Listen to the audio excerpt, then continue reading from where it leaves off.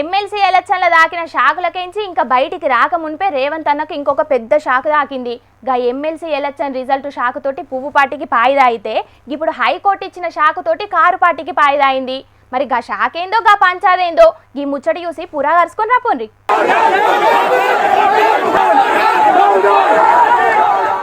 లగచెర్ల హకీంపేట భూముల మీద ఎంత పంచదైందో ఎవ్వరు యాది మరవనే మరవరు. ఫార్మా కంపెనీ పెడతామని సర్కారోళ్ళు, మాకు అద్దంటే వద్దని ఊరోళ్ళు. అభివృద్ధి కావాలంటే త్యాగాలు తప్పనిసరి అని వెనుకకు తగ్గకుండా కలెక్టర్ ను లగచెర్లకు పంపించింది సర్కారు. ఎంత చెప్పినా వినకుండా మమ్మల్ని ఎందుకు గోసబుచ్చుకుంటున్నారని కలెక్టర్ మీదికి పోయిర్రు లగచెర్ల ఊరి పబ్లిక్.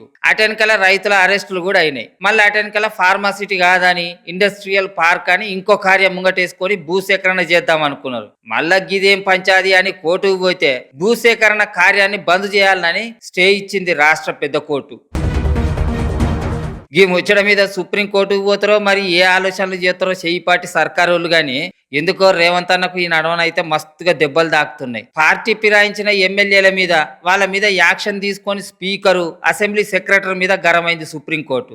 రేపట్ల తీర్పు వస్తుంది గా ముచ్చట మీద గాని. ఇక ఇటు హైడ్రా మీద కూడా గరమైంది హైకోర్టు. ఇక ఉన్నట్టుండి గాంధీ భవన్ కు రావాలని ఇన్ఛార్జి మీనాక్షి నటరాజన్ మేడం 30 మంది లీడర్లకు ఫోన్లు వచ్చిందట. చూస్తంటే ముంగట పెద్ద గండమే ఉన్నట్టున్నది కదా రేవంత్ అన్నకు అని అనబట్టిరు ఈ ముచ్చటెరికైన రాజకీయ మేధావులు.